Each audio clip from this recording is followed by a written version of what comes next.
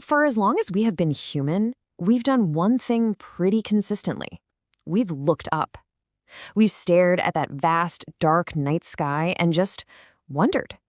It's a story as old as we are. And today, we're going to trace that incredible journey from being simple stargazers to becoming actual spacefarers.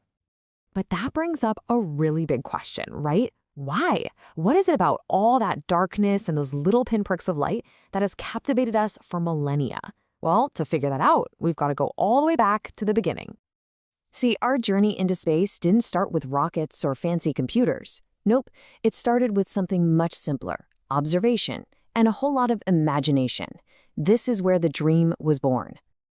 You can draw a straight line through human history. Thousands of years ago, people in Greece, Egypt, and China were already building observatories, meticulously mapping the stars. But the real game changer? That came in the 1600s, when Galileo aimed his newfangled telescope at Jupiter and saw moons orbiting another planet. Well, that shattered everything. Suddenly, Earth wasn't the center of it all. That one discovery completely flipped our perspective, and really, it laid the intellectual groundwork for everything that was to come. Okay, let's fast forward a few hundred years to the 20th century. That slow, steady march of scientific discovery, it was about to get a massive jolt of adrenaline, thanks to good old-fashioned global competition. So after World War II, you've got two superpowers on the world stage, the United States and the Soviet Union. And both of them started looking up, but for very different reasons. For the US, it was about showing the world the power of technology and freedom. For the USSR, it was all about proving their ideology was superior by being the first to conquer these new frontiers. The stage was set for the most epic race in human history. And then came the year that lit the fuse, a single moment that sent an absolute shockwave around the world. 1957. October 4th, the Soviet Union launches Sputnik 1. It was just a little polished metal sphere with some antennas sending out this simple beep, beep, beep. But that little beep heard on radios all across the planet was like a starting pistol. It was the moment humanity officially, undeniably entered the space age.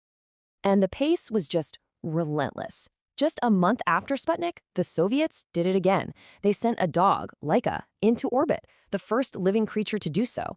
It was a somber milestone for sure, but it was an absolutely crucial step in finding out if humans could even survive up there. The race was on big time. Of course, the ultimate finish line in this race was the moon.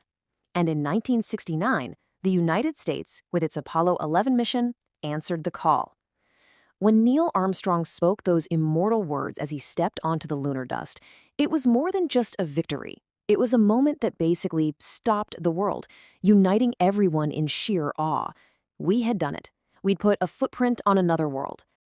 Okay, so after that mad dash of the space race, things started to shift. The next chapter of our journey wasn't so much about beating the other guy. It was about something new, learning how to actually stick around, to live and work in space for the long haul.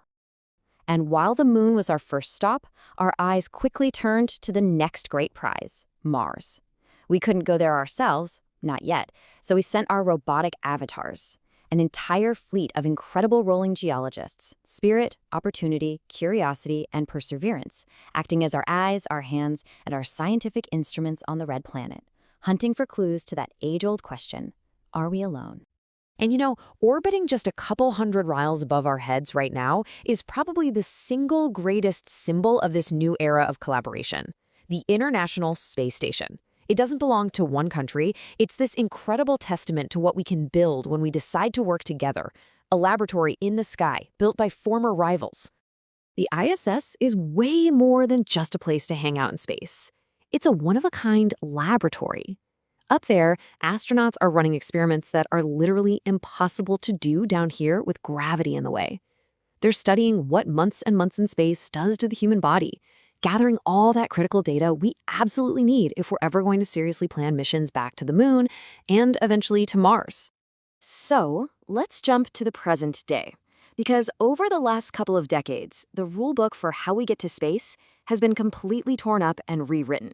And it's all thanks to a totally new breed of explorer. So what's the one thing that changed everything? It's one word: reusability. For decades, getting to space was ridiculously expensive because every time we launched a rocket, we just threw it away in the ocean.